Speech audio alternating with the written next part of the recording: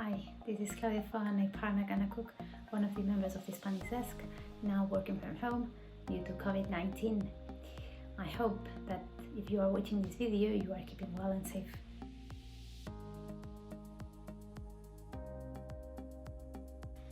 At time of selling property in Spain, some clients come to us when they have already exchanged contracts for their property in the sun, thinking that because they are not buying, it's all simple and straightforward.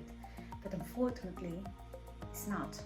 There are a few things that we will list in this video that you should take into account before selling in Spain.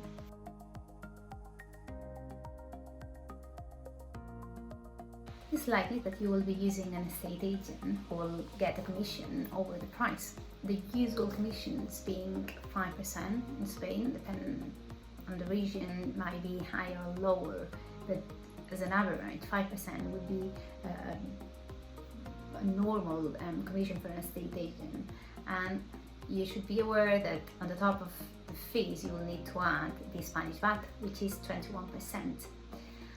It's advisable that your legal representative or Spanish lawyers check the fee agreement before you engage a estate agent.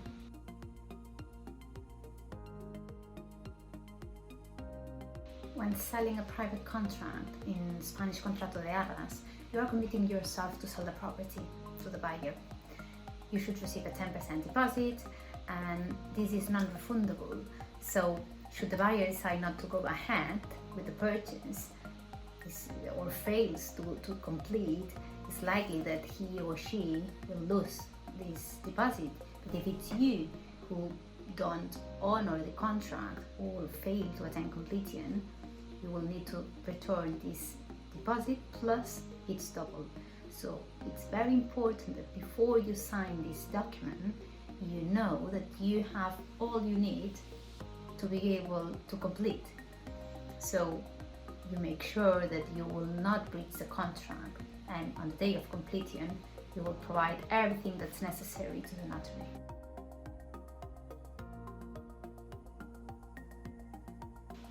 Unfortunately, is not only providing your passport and title to the buyer, there are some other documents that are necessary to be able to sell property in Spain.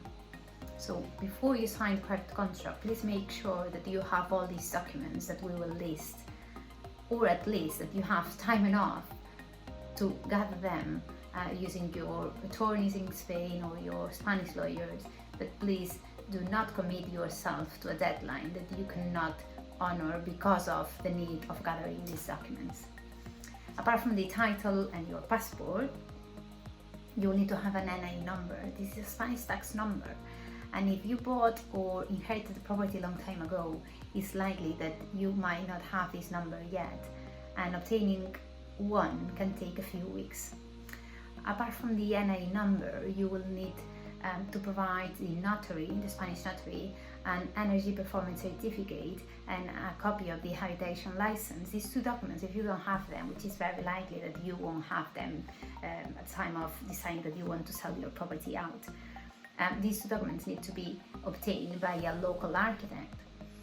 Apart from that, the EB receipt, which is similar to concealed tax, the title, passport already mentioned, and a certificate from the community owner saying that you are up to date of payment. So these are the main documents that are absolutely necessary when selling in Spain, and they can take more than a few weeks to be gathered by your Spanish lawyers. So this needs to be taken into account before agreeing a date for completion.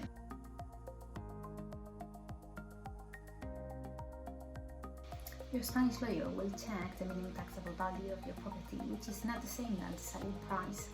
In case the price you have agreed is lower than the minimum taxable value, there is a risk of the Spanish tax authorities considering that you are selling undervalued, and after paying the capital gain tax, receiving a complementary tax return requesting you to pay the excess up to the 3% of the minimum taxable value. This is something that you should discuss with your Spanish lawyer, who will guide you on the best way to avoid unpleasant tax inspections later on.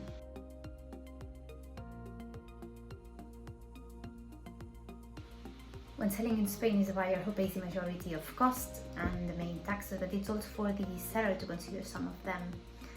So before agreeing a price, be aware of them and check with your Spanish lawyer which amounts will be retained from the price, so you avoid disappointment when you see that not the full price goes into your bank account.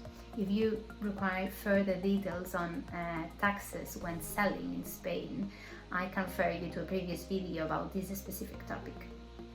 Any other questions about tips or information, and not only taxes when selling in Spain, please feel free to contact me by email or by phone. You can find my details on LinkedIn, our blog, barcelonasolicitors.com, or on our YouTube channel, Spanish Solicitors in the UK. Thank you.